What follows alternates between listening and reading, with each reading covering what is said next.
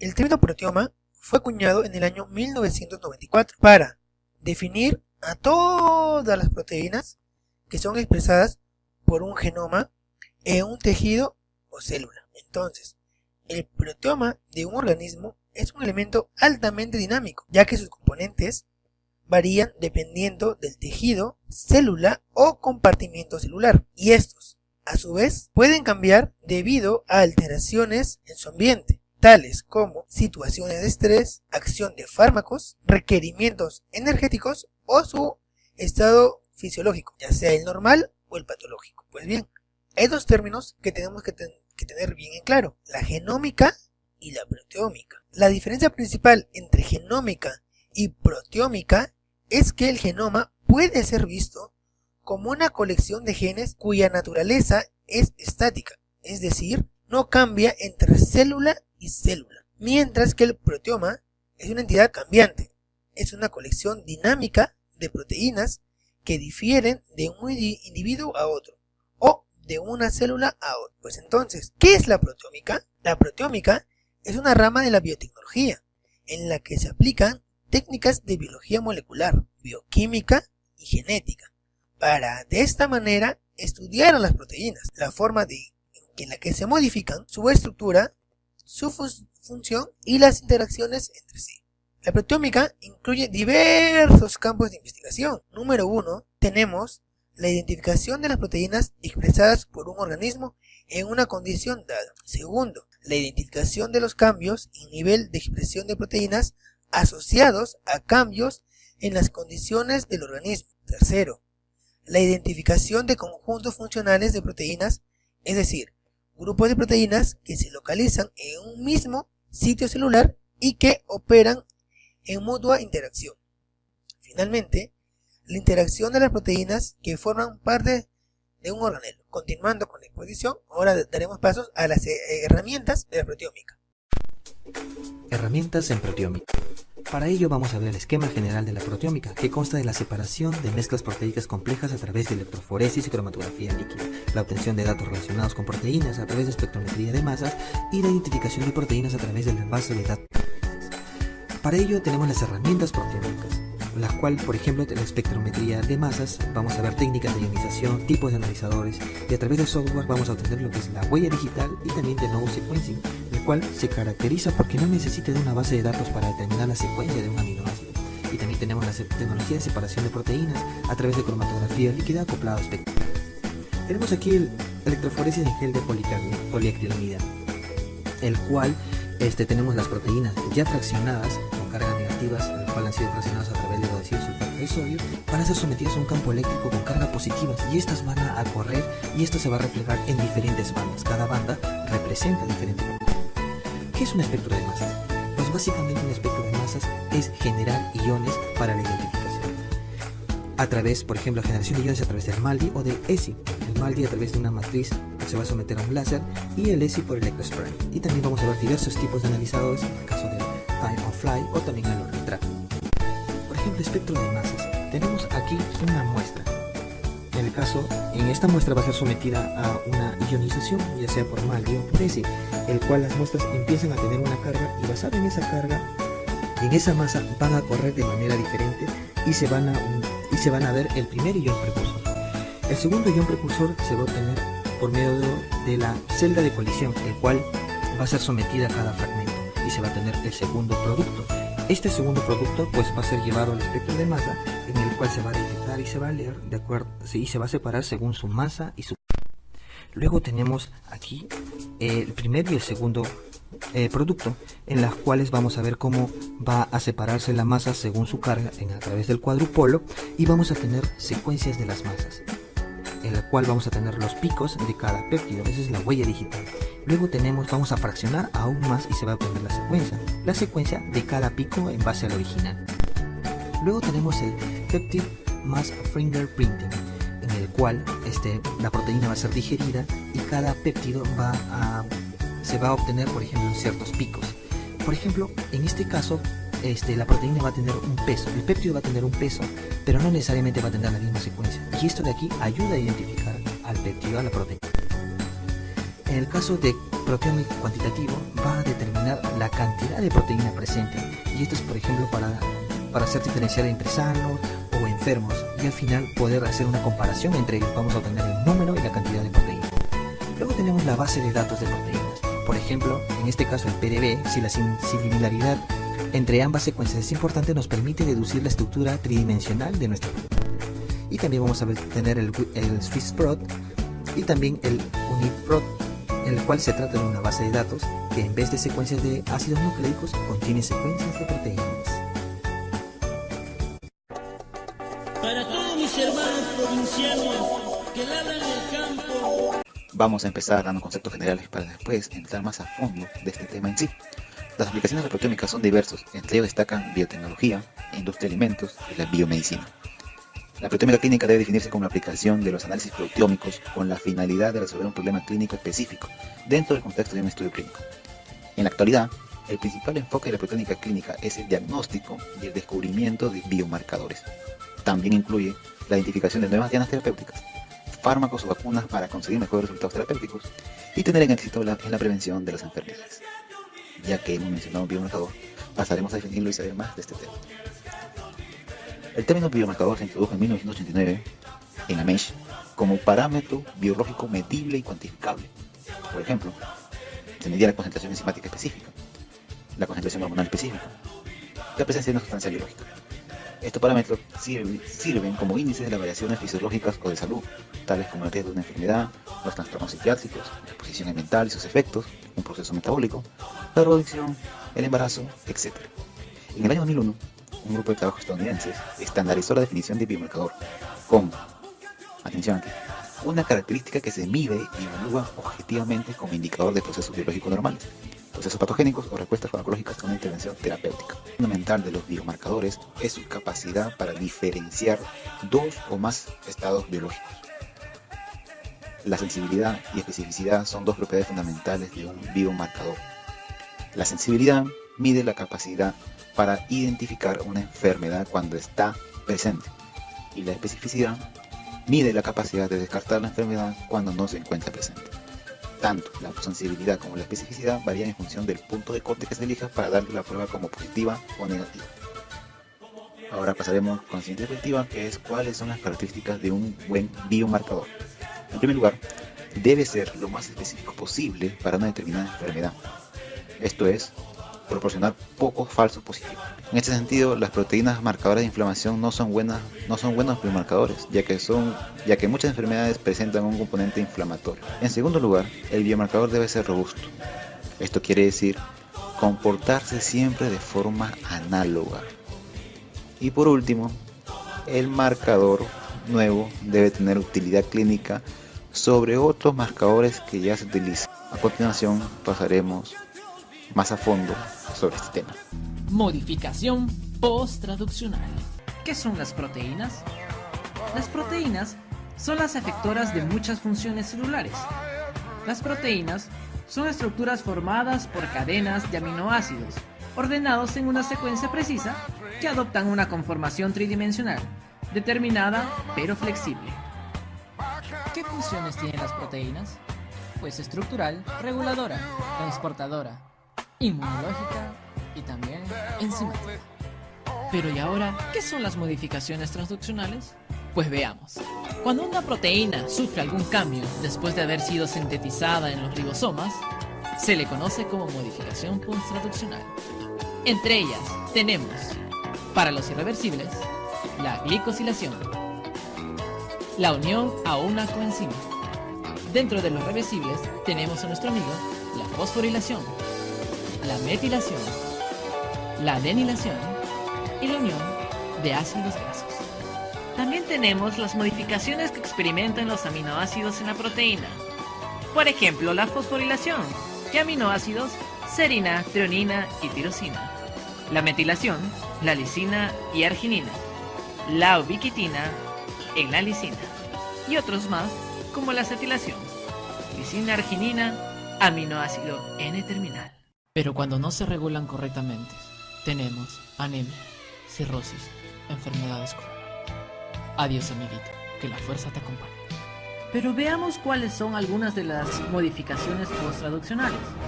Pues aquí tenemos la fosforilación. La fosforilación de proteínas está mediada por proteínas quinasas, que es una modificación posttraduccional con gran importancia reguladora. Es responsable en muchos casos de la activación de proteínas en cascada, lo que conlleva a la amplificación de la señal y su transmisión entre compartimientos distantes de las células. Esta permite regular la actividad de una proteína, de tal forma que el grupo fosfato pueda significar activación o inactivación. Pero muchos de estos estímulos modulan el crecimiento o la muerte celular. Y por eso tenemos a la célula cancerígena. Pero llega el momento más ultraviolento de la historia, el cáncer contra los linfocitos C y las modificaciones posttraduccionales de las proteínas.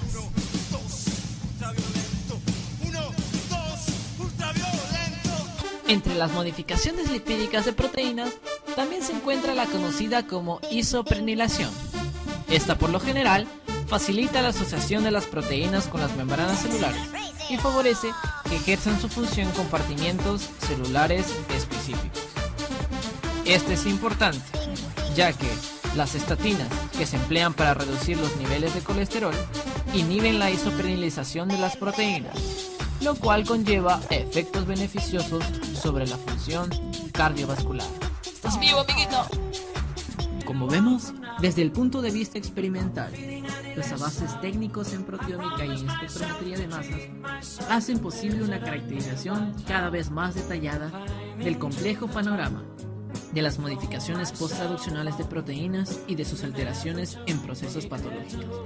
Estos avances serán fundamentales para poder diseñar nuestros abordajes terapéuticos, para que nosotros luego podamos conocer la función de estas proteínas importantes. La proteómica y su papel en el diagnóstico de enfermedades. En nuestros organismos existen aproximadamente 30.000 genes, los cuales codifican más de 200.000 proteínas con una complejidad y variabilidad mayor que estos, incluyendo las modificaciones, como por ejemplo, variantes en el splicing, modificaciones posttraduccionales, etc. Muchas enfermedades son producidas por fallos a nivel de dichas modificaciones independientes de los genes. Por lo que para conocer de manera más precisa una enfermedad, se requiere evaluar las proteínas, haciendo de este un estudio más preciso y siendo esta la razón principal del estudio de la proteómica en el ámbito de diagnóstico. Por poner algunos ejemplos de la tremenda utilidad de la proteómica en el diagnóstico de enfermedades, se puede mencionar la aplicación de esta dentro de la identificación pronta de una enfermedad infecciosa.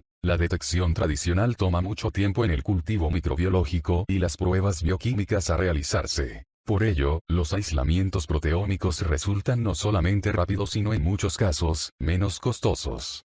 Muy aparte de que cada especie bacteriana posee muchas cepas, y cada una de estas cepas con resistencias y toxinas diferentes.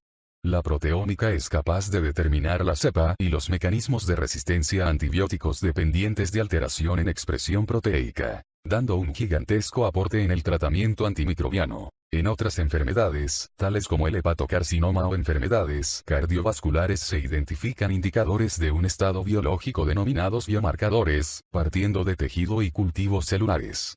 De estos biomarcadores se puede ver la forma y cantidad en la que se expresan determinadas proteínas como la troponina en fibrosis miocárdica, glutatión transferasa omega 1 en hipertrofia cardíaca, la sobreexpresión aldoqueto reductasa C2, C3 y B10 en el hepatocarcinoma, que pueden aumentar la proliferación y diferenciación de los hepatocitos. En conclusión, el conocimiento y aplicación de la proteómica en el diagnóstico ya es una realidad para algunas enfermedades, facilitando la labor del personal de salud, disminuyendo el tiempo en la identificación de estas, siendo clave para el tratamiento y beneficiando al paciente con la prontitud de su tratamiento. Proteómica en la selección de la terapia del paciente. La proteómica es una excelente herramienta para el desarrollo de una medicina personalizada. Es complementaria al estudio de polimorfismos en el ADN y en conjunto, esto permitirá la prevención y control de muchas enfermedades.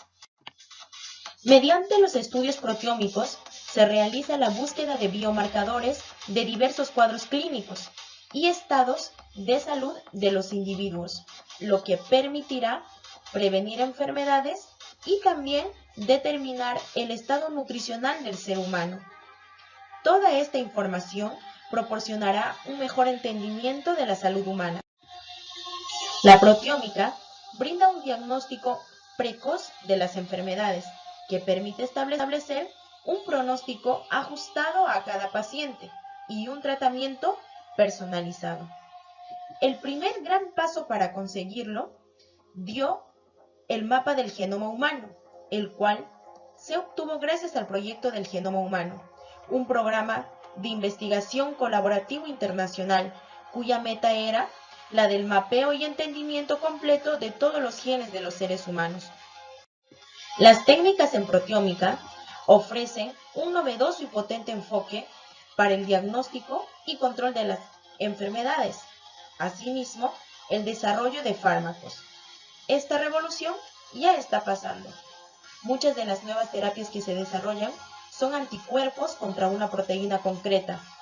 Como sabemos, en la célula las funciones las realizan las proteínas y por tanto van a ser las dianas del futuro seguro, tanto desde el punto de vista terapéutico como para entender cuál es el perfil, el fenotipo de un individuo y cuál será la terapia a la que más se ajusta. De proteínas. ¿Cómo se separan las proteínas? Un método muy utilizado es la electroforesis en gel de poliacrilamida. Este método consiste en separar moléculas mediante una corriente eléctrica que pasa a través del gel. Esto se hace gracias a una fuente de poder que está conectada a la cámara de electroforesis para que pase la corriente eléctrica a través del gel. Este gel contiene dos moléculas, el monómero de acrilamida y bisacrilamida, que al reaccionar con un catalizador forman una matriz porosa parecida a una red, lo cual va a permitir la separación de las moléculas. Para separar proteínas es necesario desnaturalizarlas y darles una carga negativa a toda la proteína. Para esto se utiliza el beta-mercaptoetanol para que rompa los puentes disulfuros. Y para generar la carga negativa se utiliza dodesil sulfato de sodio, más conocido como SDS. Y esto permite separar a las proteínas por su peso molecular. Es decir, que las moléculas más pesadas quedarán cercanas al punto de partida y las más livianas van a correr a través del gel. Y así tenemos las proteínas de mayor peso molecular y las proteínas de menor peso molecular. Luego de la electroforesis sigue el HPLC, que con el gel de electroforesis que tiene las muestras teñidas van a ser recortadas en bandas. Y hay que saber que cada banda no corresponde a una proteína, sino a un complejo de proteínas. Después de que se recortan las bandas hay que extraer esas proteínas. Y después de extraer las proteínas hay que recortarlas con una enzima llamada trixina, que corta en sitios de arginina y lisina. Después de recortar y digerir las proteínas, vamos a obtener un complejo de péptidos. Y estos péptidos van a ser separados en el equipo de HPLC, que es la cromatografía de alta resolución. Este equipo funciona así. Se inyecta la muestra y la muestra va a ser mezclada con disolventes en diferentes proporciones mediante la bomba de mezcla. Estas proporciones pueden ser de 100%, de 50-50, 80-20, dependiendo de las condiciones en las que se quieran separar estos péptidos. De ahí van a irse a la columna, quien es la que va a ir reteniendo estos péptidos, y luego al detector que indica los péptidos y sus características físico-químicas de los péptidos que se irán muestreando. En la parte del detector irá una salida que va a estar acoplada al espectrómetro de masas. Funciona así. Donde empieza la muestra va a ser ionizada por una fuente ionizante, luego acelerada y luego va a ingresar al tubo de vuelo, que es donde van a viajar todas las moléculas ya ionizadas. Y por el magneto es quien van a ir reteniendo las moléculas que no cumplan con características como por ejemplo tamaño. Las que sí cumplan van a ser medidas por el detector, quien va a indicar la relación masa-carga y de esta forma vamos a identificar a los péptidos.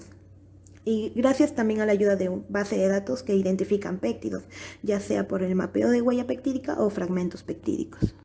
Identificación de proteínas mediante el método Peptide Mass Fingerprint. El método consiste en la fragmentación de proteínas en pequeñas cadenas o péptidos y la determinación de sus correspondientes masas moleculares. El proceso comienza con la electroforesis en gel bidimensional, donde la proteína separada en gel tiende a ser escindida enzimática o químicamente. La tripsina es la enzima más utilizada por el método enzimático, el cual es frecuente en este tipo de estudios. Después de la digestión, los péptidos generados se investigan mediante la determinación de masas moleculares por el espectrómetro de masas, el cual consta de dos componentes. El primero, que es una fuente de iones que introduce la muestra al espectrómetro, y el segundo, que es un aparato que mide la masa de los iones introducidos. Existen dos métodos de ionización. El primero, que es el Matrix Assisted Laser Distortion Ionization Time of Flight Mass Spectrometry, conocido como MALDI-TOF-MS, que genera iones a partir de una muestra sólida, y el segundo es el Electrospray Ionization Mass Spectrometry, conocido como ESI-MS, el cual genera iones a partir de una muestra líquida. La detección y el etiquetado de picos se realiza mediante programas de análisis de espectro de masa, pero generalmente requieren inspección manual y corrección interactiva. Programas como Mascot, MSSIC y Profile. Esta técnica, sin embargo, presenta algunas falencias, como el que el programa no puede determinar a ciencia cierta si una identificación es correcta. El segundo, que para la identificación es necesario que la proteína buscada se encuentre. Tercero, que existe también la posibilidad de que se encuentren masas de péptidos similares en diferentes elementos de una base de datos. Y por último, que a medida que se incrementan los registros de esta base, también se incrementan los falsos positivos. En esta parte del video hablaremos sobre los avances de la proteómica, específicamente la caracterización y cuantificación de las proteínas. Como escuchamos anteriormente, la proteómica identificamos proteínas que intervienen en las diferentes etapas de una enfermedad y de esta manera comprendemos las bases moleculares y la naturaleza de dicha anomalía. También hablaremos sobre las proteínas identificadas que pueden ayudarnos como biomarcadores de diagnóstico o pronóstico de enfermedades. Comencemos. El objetivo de las tecnologías que se aplican en proteómica para separar, identificar y caracterizar un gran conjunto de proteínas se fundamenta en conocer la abundancia de las mismas, su localización, su modificación e interacciones entre diferentes proteínas. Una vez identificadas las proteínas, se debe caracterizar bajo métodos fosforilación, que cumple un papel fundamental en el ciclo celular, crecimiento, apoptosis, vías de traducción de señal. Como vemos en la imagen, tenemos una proteína que cuenta con residuos, ya sea de serina, treonina o tirosina. A esto se le va a adicionar un grupo fosfato gracias a las proteinquinasas. Tenemos la ubiquitinización. Como sabemos, la ubiquitina es una pequeña proteína reguladora que se puede unir a las proteínas y también etiqueta para su destrucción. Tiene un efecto en la regulación del ciclo celular, control de la proliferación y la diferenciación, la muerte celular programada, llamada apoptosis. Acetilación. Están implicadas en la regulación de factores de transcripción, proteínas efectoras, chaperonas moleculares y proteínas del citoesqueleto. Metilación. Es un importante regulador de la estructura de la cromatina. Y por último, la glicosilación, que tiene un efecto significativo en el plegamiento de las proteínas, conformación, distribución, estabilidad y actividad de estas. Como podemos observar, la caracterización de las proteínas es de importancia, ya que de esta manera podemos tener una idea de qué mecanismos están implicados o por dónde están reguladas las proteínas. La proteómica cuantitativa se caracteriza en dos tipos: cuantificación absoluta y relativa. La cuantificación absoluta determina los cambios en la expresión de la proteína en términos de una cantidad o concentración exacta.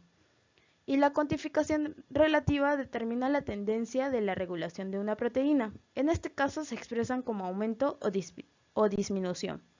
¿Y de qué depende la utilización de estos tipos de cuantificación? Pues depende si es necesario encontrar valores exactos de concentración o solo las diferencias entre ellos frente a diversos estadios o tratamientos. En la actualidad, los métodos de cuantificación por medio de espectrometría de masa utilizan isótopos estables de etiquetado diferencial que tienen una etiqueta de peso específico que es reconocido por el espectro y al mismo tiempo proporciona bases para cuantificar. Estas pueden ser introducidas en la proteína o péptidos por medio de diversas técnicas, metabológicamente, medios químicos y enzimáticos. Otro método de cuantificación es sin etiquetas o también llamado label free. Con el método de cuantificación con etiquetas tenemos las técnicas de marcaje isobárico, como por ejemplo el ICAT, que utiliza reactivos que tienen un resto de biotina unido a la etiqueta, que se utiliza para capturar específicamente los péptidos marcados de una mezcla compleja. El ITRAT, que consiste en el etiquetado de aminas libres con un reactivo isobárico, y el SILAC, que es un marcaje metabólico. Siguiendo con la cuantificación, tenemos sin etiquetas o también llamado label free, que evita la posible pérdida de péptidos cuantificables, el alto coste de reactivos de marcaje y la síntesis de péptido estándar marcados isotópicamente.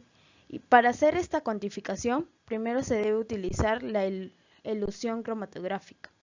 Tiene dos niveles: la normalización técnica dirigida a compensar los cambios producidos entre carreras debido al sistema de LC-MS y la normalización a nivel de muestras biológicas. Esta se puede realizar añadiendo una proteína o después de la digestión, una mezcla de péptidos marcados de concentración y tiempos de retención cromatográfica conocidas, y que se cubre la mayor parte del gradiente. Con respecto a la normalización a nivel de la muestra biológica, la expresión de la proteína permanece constante en los diferentes grupos y condiciones experimentales del estudio como estándar interno.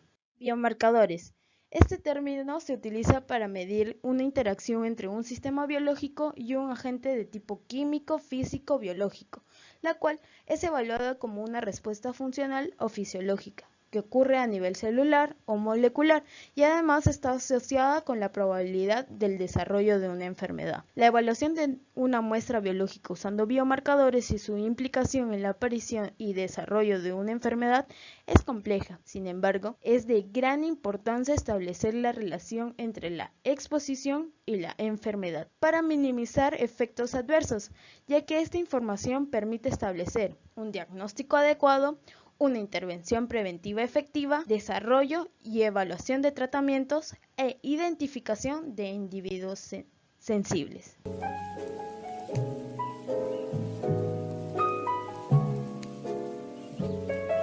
La explosión de ciencias sómicas como genómica, proteómica, metabolómica y transcriptómica ha hecho que nuestro país no esté exento a este auge.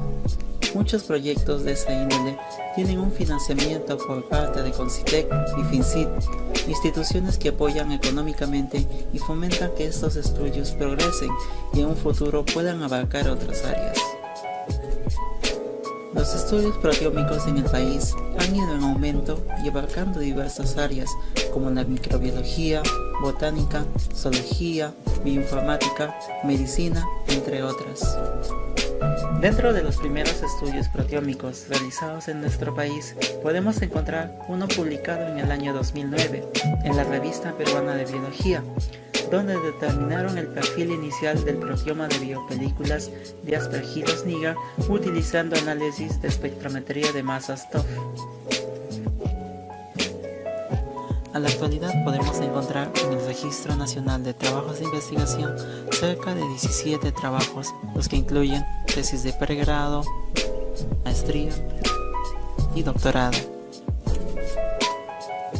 También podemos encontrar la participación de diversas instituciones como son la Universidad Nacional de Tumbes, el Consejo Nacional de Ciencia, Tecnología e Innovación Tecnológica, la Universidad Católica de Santa María, la Universidad Nacional de Trujillo, la Universidad Nacional Mayor de San Marcos, el Instituto Nacional de Salud, la Universidad Nacional de Piura, entre otras. La mayoría de estudios proteómicos realizados en el país encuentran un gran auge sobre materias como microbiología, bioquímica molecular, biología molecular y bioinformática, siendo pocos los estudios relacionados al diagnóstico de enfermedades y patologías o temas relacionados a salud. Los estudios proteómicos han ayudado a comprender el papel de las proteínas en el diagnóstico y tratamiento de enfermedades. Es por ello que el INS, junto al Programa Nacional de Innovación para la Competitividad y Productividad, presentó el proyecto Proteómica de Echinococcus granulosus hacia la búsqueda e identificación de proteínas específicas para el diagnóstico de la equinococosis quística en humano, siendo la culminación del proyecto el 10 de abril del 2019. Solo en el año 2019 podemos encontrar que ya 3 trabajos relacionados a proteómica han sido publicados.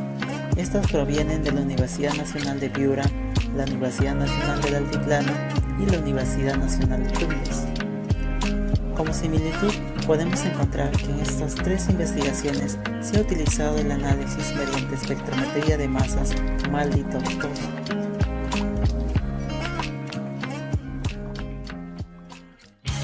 Gracias al incremento de estudios proteómicos en nuestro país y la mejora en los instrumentos de análisis, podemos esperar que en los próximos años las investigaciones en proteómica irán en aumento y gozarán de un mayor apoyo.